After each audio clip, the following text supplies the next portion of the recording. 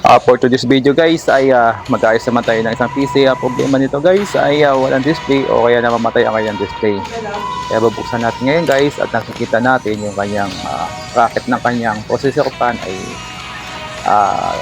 basag na o kaya ginawa na ng paraan. Kaya ngayon guys ay papalitan natin to, yung bracket ng kanyang processor pan ay kasi nga basag na. At tatanggalin muna natin guys ang kanyang power supply para matanggal na rin natin ang kanyang motherboard at malinisan na rin.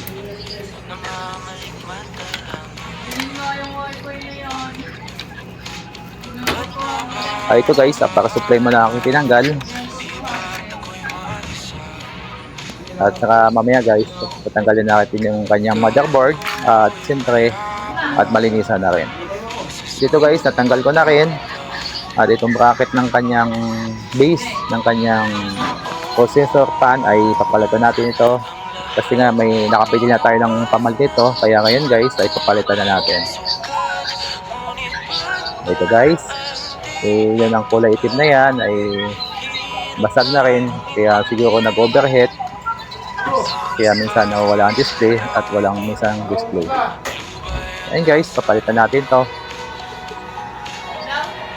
Dati lang kasi ginawa natin ng paraan, ngayon hindi na kaya ng gawa ng paraan. At siyempre, nag-order tayo sa online at papalitan natin yung pinaka-base na bracket ng kanyang processor pan. Kaya siguro baka nainit, kaya namamatay o minsan walang display ang ganitong klaseng computer.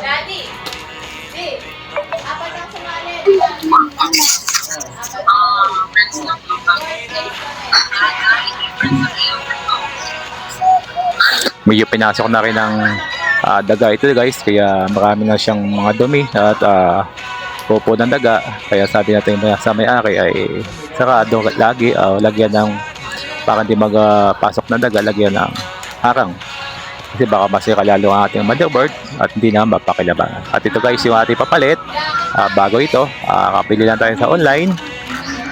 Ito ipapalit natin para mas matibay yung kapit ng kanyang processor pan, para hindi na sa mag-overheat at maging okay na at gagana ng maayos ang ating computer. So guys, kinakabit na natin.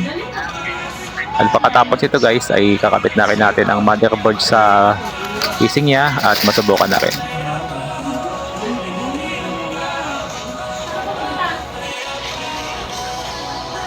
Ito guys, kabitan natin at ngayon i-power up na natin. At ito guys, umikot ang kanyang pan at